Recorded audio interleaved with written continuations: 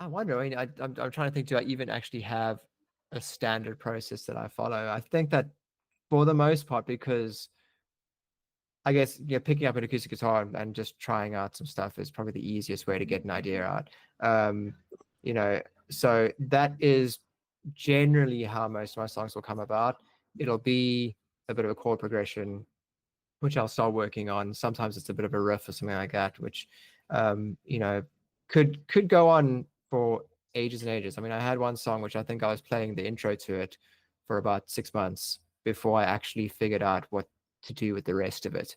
Um, so yeah, basically I'll get an idea, I'll pick up a guitar and I'll work out a bit of progression, and then often a melody will come from that as well. So, chords and melody come first. That will generally just get recorded as like a really rough little demo on my phone.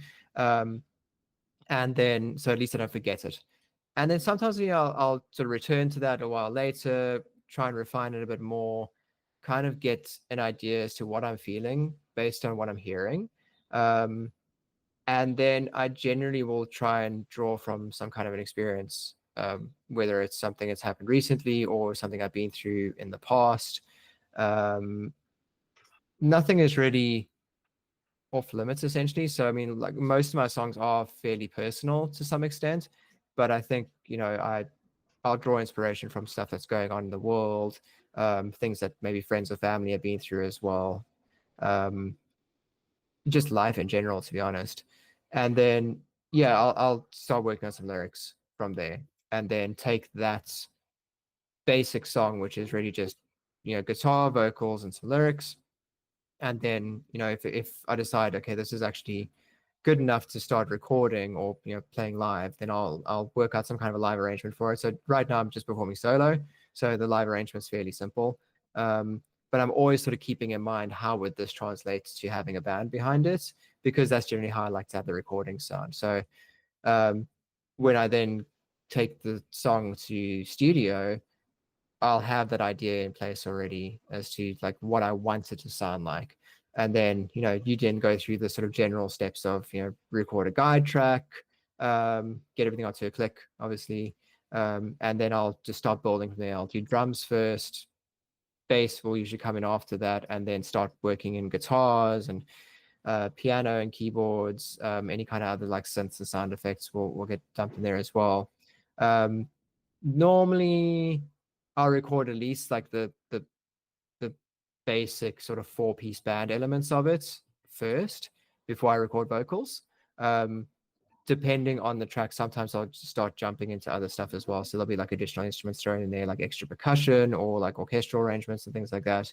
That'll get thrown in. It really just kind of depends on what I'm feeling at the time. There's been some songs where I've gotten like all the vocal stuff done quite early because I've had ideas for harmonies. So I'll drop all that stuff in, and then I've worked on more instrumentation afterwards. And then, once the song is kind of down, then it goes into like a refinement stage. So like recently, I had a track where I thought I was happy with it.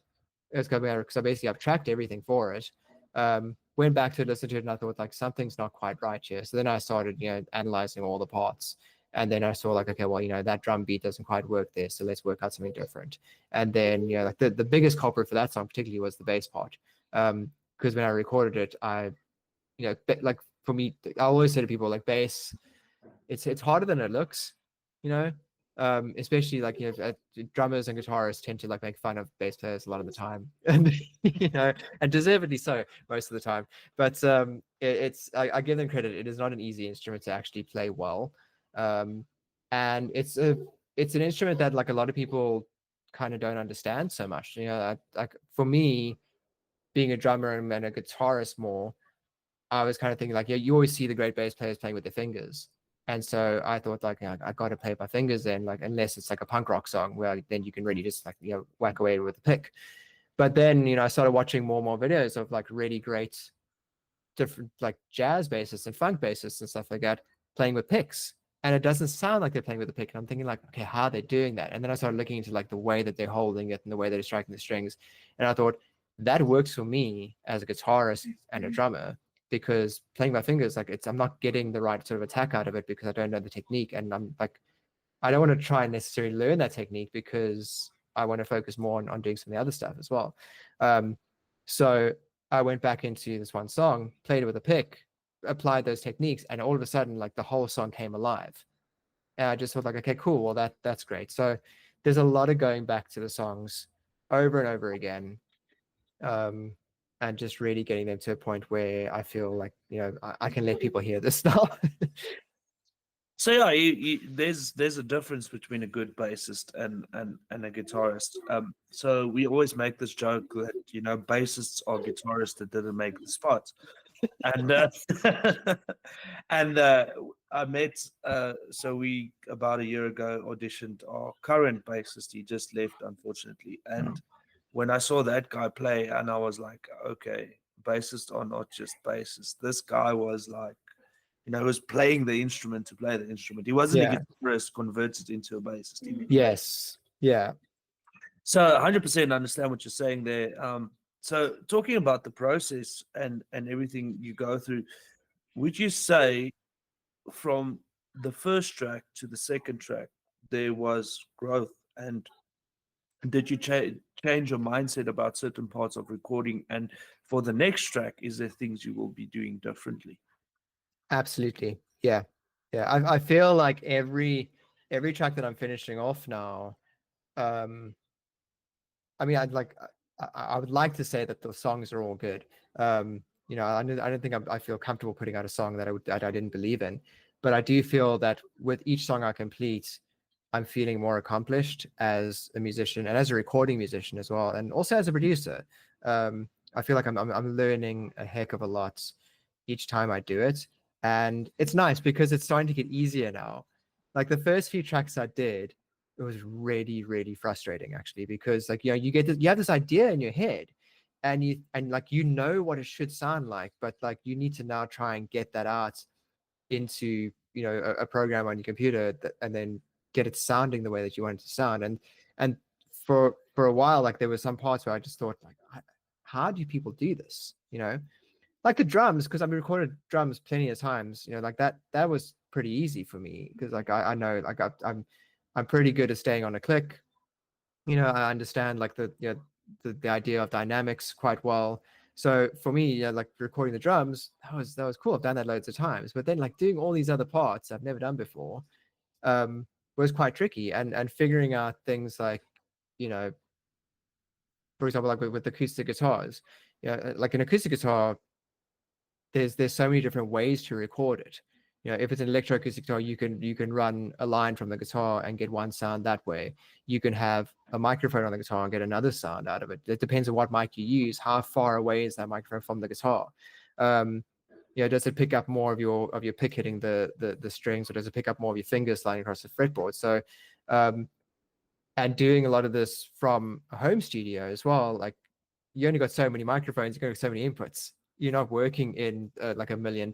You're not working in Abbey Road, where they can just mic up 100 mics on your guitar and pick the best three. So it was really a case of learning how to do it myself, and get it right. So it took a lot of trial and error, but I'm really glad that I'm doing it, and I'm definitely learning more every single time I do it. I think that by the time I get like these couple next EPs out that I'm busy with at the moment, I feel I'm going to be a lot more accomplished in it. And so then like, the next time around, I can go in with a lot more of a plan. I'm already starting to go with a lot more of a plan now. The versions that like people end up hearing of the songs, they're definitely not they're not the first take only. Some of them are just sort of like the third and fourth revision of some of these songs. But it's been great fun to do. I'm really happy that I'm doing it. Nothing exposes you more than recording an acoustic guitar with a mic. Yeah. that is, I Yeah. myself have done that a few times, and I'm always like, "What the fuck? Why am Yeah, I man. being so sloppy?" But it's That is the weirdest thing. Like there are some songs like I was just busy. I was busy just practicing some songs I haven't played in a while today, and it was weird. Like one of them is a song I just recently recorded, and like I'm playing it here in my living room.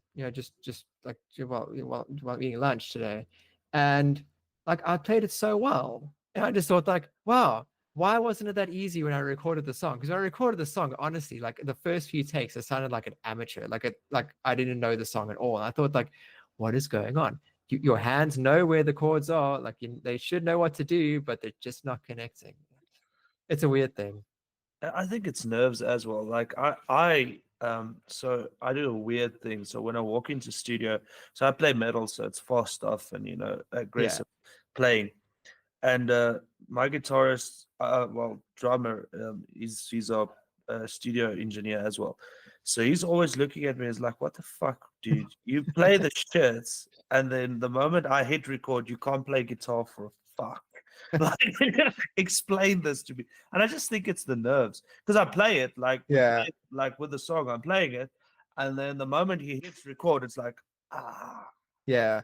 I think it's got something to do with the environments as well. I think that it's kind of interesting because I recently had to record drums for a friend of mine for some of his tracks, and so he has such an interesting studio setup because his control room is an actual little room, and so he's got a vocal booth built in there as well to record vocals and like acoustics and stuff like that.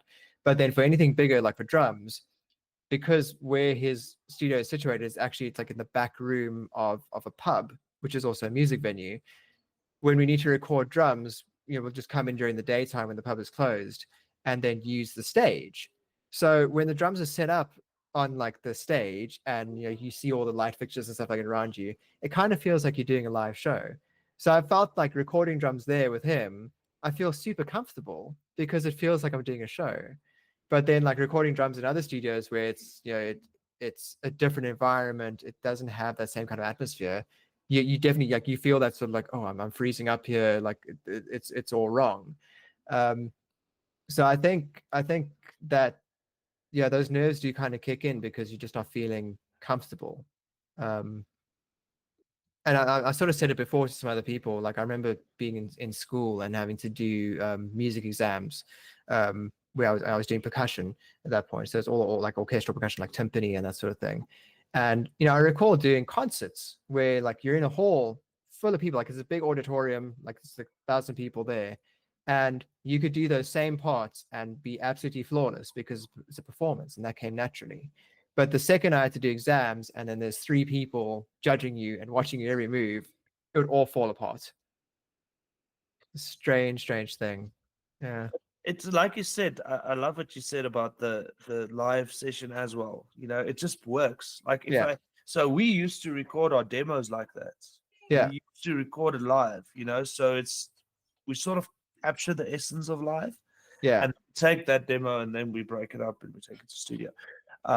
So the fact that you're recording drums on a live stage is just it might change the mentality a little bit, and like you mentioned with Yeah. people and stuff like that. So it's really interesting. Thank you so much for your time. I really appreciate it. If there's anything else you'd like to add, tell us. Where can people find your stuff? Do you sell merch? Spotify, all those links. Just let me know. Yeah, sure. So there's no merch and that sort of thing just yet. But yeah, absolutely. If you want to give me a follow online, all of my social media tags are at Gareth Haze Music, which is Haze. I'm on all the platforms. I'm on Instagram, Facebook, TikTok, YouTube as well. My music is currently on Spotify, Apple Music, and YouTube Music, and Deezer as well, and probably on a few others that I don't know about. So yeah, you can check it out there. I've got a new single that's just come out. It's called Never Have I Ever. And yeah, if you like it, please do add it to your playlists, use it in your social media posts, give me a follow online and share it with your friends. And yeah, thank you so much. And keep on supporting your friends who are in bands and who play music because we really do need it. If it weren't for you, we'd just be playing to ourselves and that would be very sad. Yeah, keep supporting local fucking music. Until next time, I've been Hardman.